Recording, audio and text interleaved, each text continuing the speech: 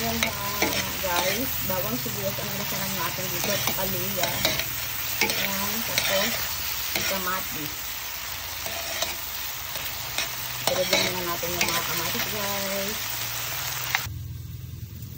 Yan ang ilalagay po natin isda guys. Yung lapo-lapo. Ayan. Tapos lalagyan natin yung mga gulay-gulay guys.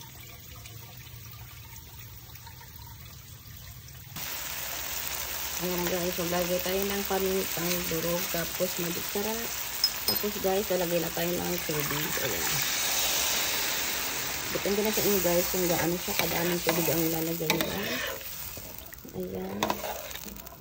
Tapos, pakukulaan natin yan guys. Ayan. Tatakpan muna natin yan guys. Antayin natin siyang kumulo.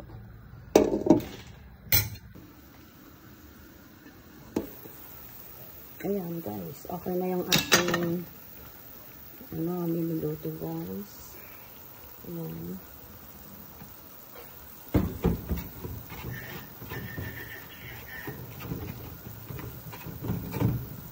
Ayan, lalagay tayo ng patis. Konti lang yan guys.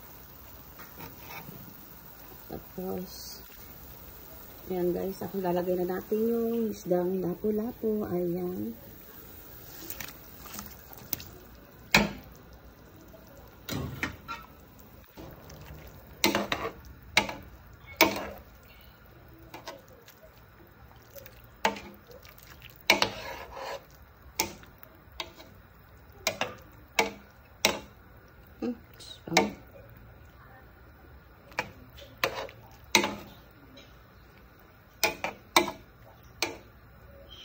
Ayan guys. Tapos tatakpan natin siya guys. Antayin natin ulit kumulo yung ating isda.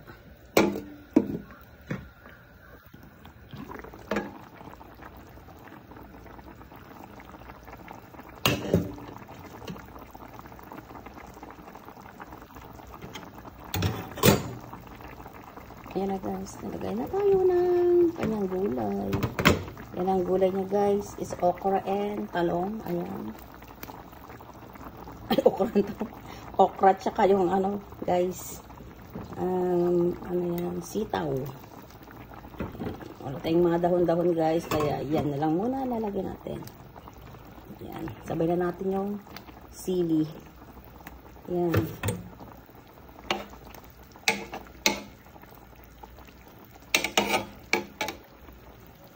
Mamaya na tayo maglalagay ng sinigang mix guys. Sarap. Wow. Takpan natin siya guys.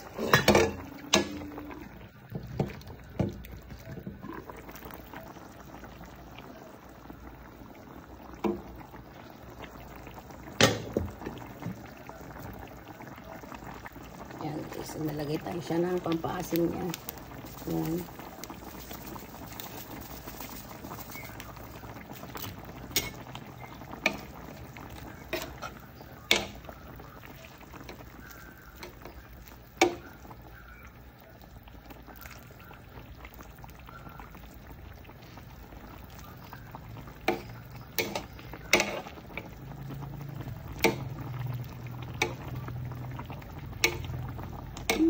Sarap na guys.